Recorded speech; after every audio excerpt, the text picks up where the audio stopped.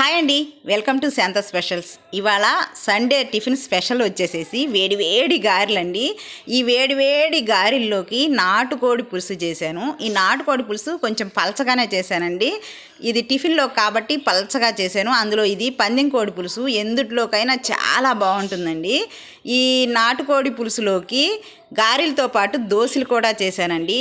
దోశలు గారెలు కానీ వేసేసుకొని నాటుకోడి పులుసును కానీ వేసేసుకుంటే ఎంత వేసుకుంటే అంత బాగా పీల్చుకొని ఈ చార్వా ఎంత పోసుకుంటే అంత బాగా పీల్చేసేసుకునేదాను. చాలా బాగుంటుందని మీరు ఒకసారి ట్రై చేయండి.